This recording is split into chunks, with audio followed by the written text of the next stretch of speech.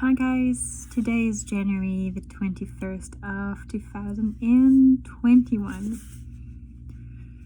Same month, same year.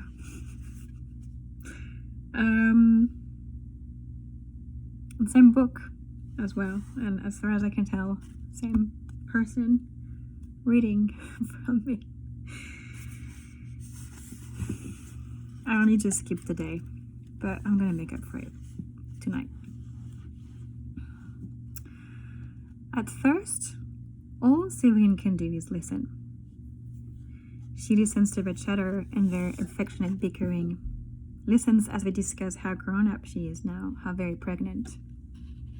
She listens as they debate who the father is and smiles when they ask her, giving nothing away, telling them nothing of her life. She falls asleep to their words and wakes up surrounded by family, and at last, in her pajamas, 2 days after her granny has died, she begins to ask them questions. Where is my granny? Oh, she's a bit busy, pet. You'll see her next time. With the next comet? Yes.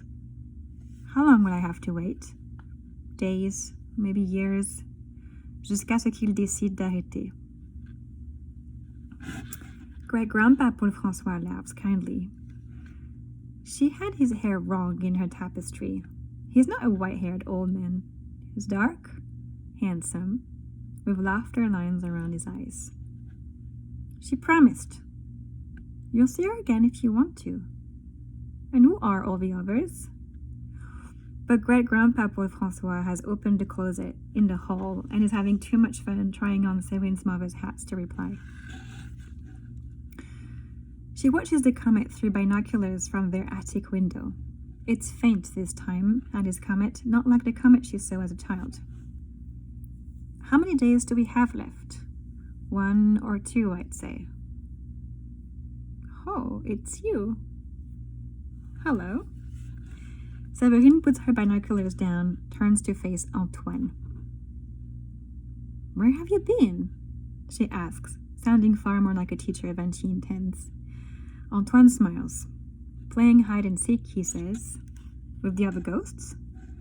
With the stars in Cassiopeia. And he turns his voice to a whisper. When we're not here, I like to think we're out there. Don't you? She looks out of the window and tries to imagine what he means. Never mind, he grins.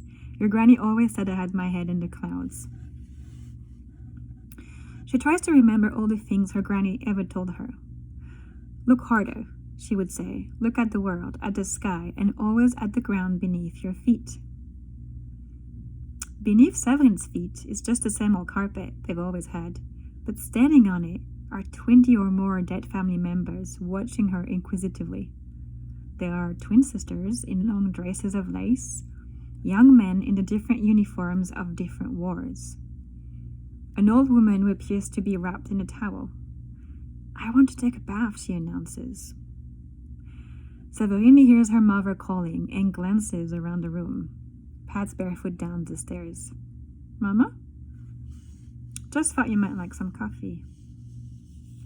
It is a peace offering for an argument that was never voiced, and Séverine is glad and grateful and would very much like some coffee.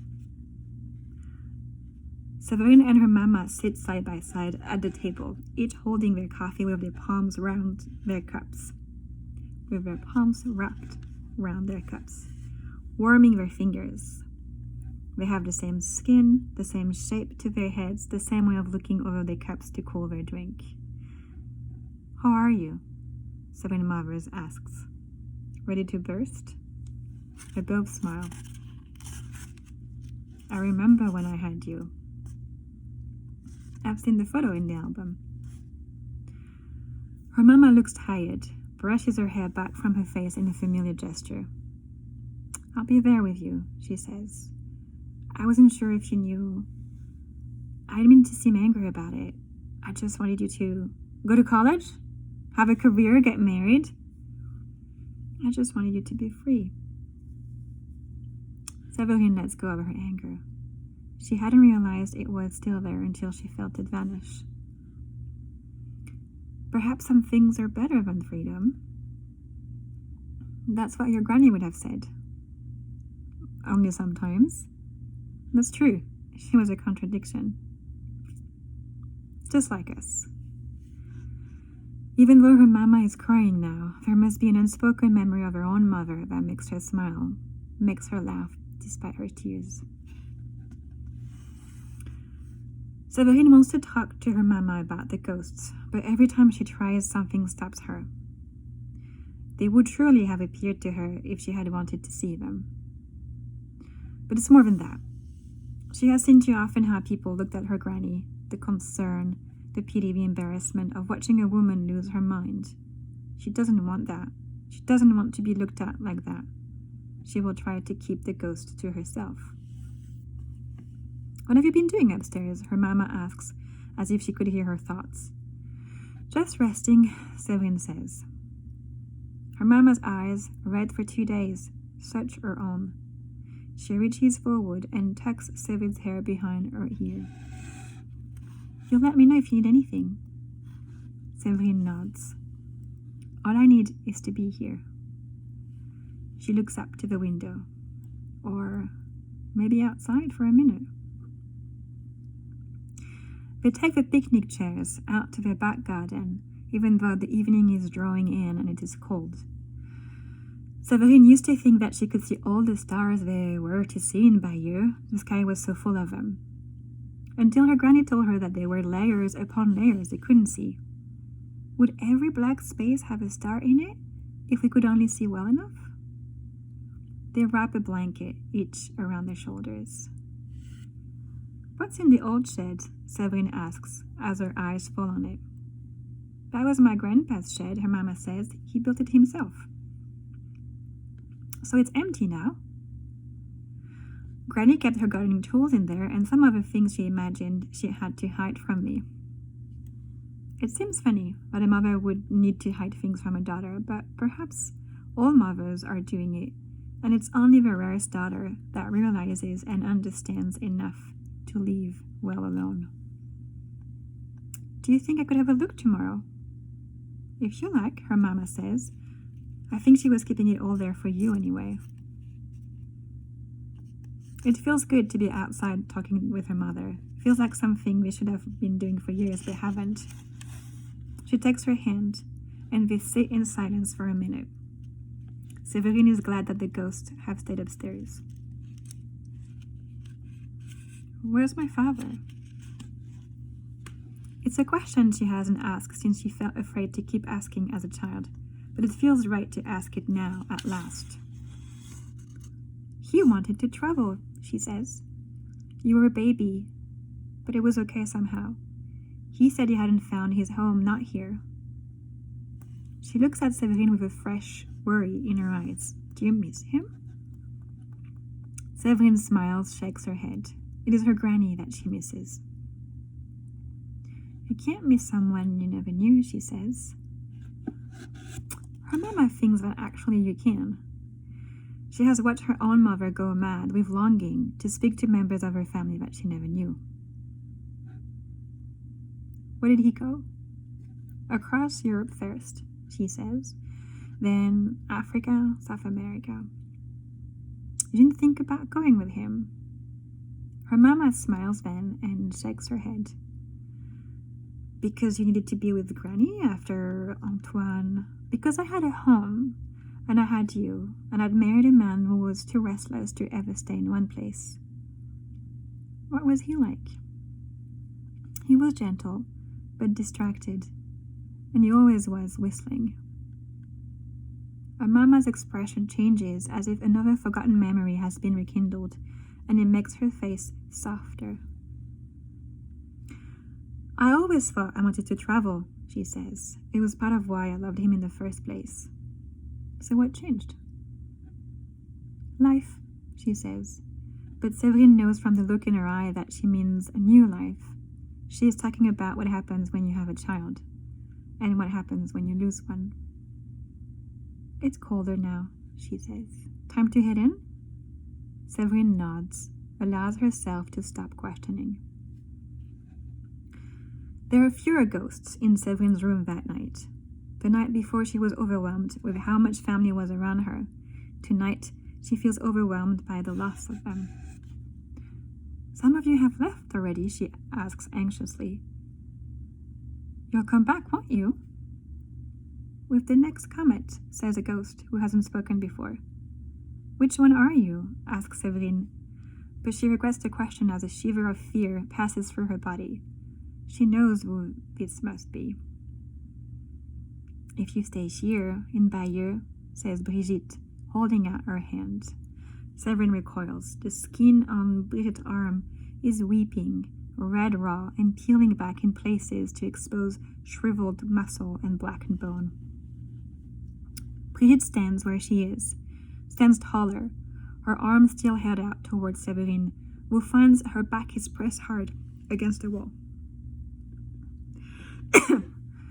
Brigitte's burns are spreading, and her hair, a minute ago wild dark curls down to her waist, has caught alight, and Brigitte's head, her face, is turning from a vicious red to the black of ash, as her eyes still stare, open and pleading. Severine clasps her arms around her belly, turns away. She can't help it, can't stand to watch this horror, and she has to protect her child. Please no, she says, leave us alone. But as she rushes for the doorway, she sees the tall woman in the golden dress, a red shawl wrapped around her head and neck, a gentle smile on her face. Hello, Severine, it's all right now. Her accent is strange, foreign, but not foreign, an inflection to her words that Severine has never heard before. I'm sorry, she says. I didn't realize what I was creating. Severine looks around the room, but Brigitte has gone, and everything is calm again. I don't understand. That's why I'm here tonight. Severine wishes she could kiss her cheek to welcome her, but instead she gestures towards the old chest by the window, and with that, Algefus sits down and starts, softly, again, to tell her story.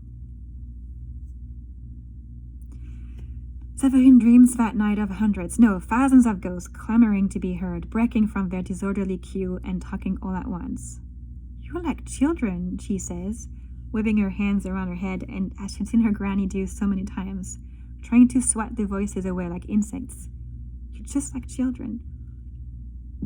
She wakes to silence in the night, stands at her window for a moment, but it's not enough. She creeps down the stairs, avoiding the step that creaks, holds her breath as she passes her mother's room and pulls a coat over her nightdress. She turns the key in the back door as quietly as she's able to. She doesn't want anyone to follow her out there. In the garden, she searches for the sky, for the comet. She couldn't see it out of her window or from the back porch. Her binoculars show her layer upon layer of stars. More layers appear the longer she looks. Every dark space fills with stars, but Halley's comet is nowhere to be seen. At 4:33 a.m., the sky begins to lighten, and the furthest layers of stars sink into the rising blue. Standing on the grass out by Great-Grandpa Paul Francois' old shed, she gives up the search, lets the binoculars fall to the ground with a quiet thud. The comet is gone, and, besides, her waters have broken.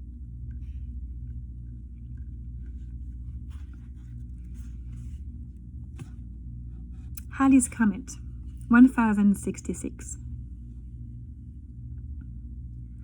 They walk into the village like it's carnival day. That's how it feels, like it's fun and wholesome and will never lead to hours of fire and lungs pierced with splinters of wood. Algifu stands with the others and cheers to the local boys who are going to fight, and she waves her flowers because that is what they do at carnival time. That evening she goes to collect water from the stream. Their well is sending up mud, and they say that the flying star means bad luck, that her family shouldn't trust anything when the stars come shooting through the clouds. What nonsense, she told Grandpa once, but still she avoids the well. And there, by the stream, she sees the boy from the procession, Not off fighting yet, but playing in the water. They are like children, she thinks.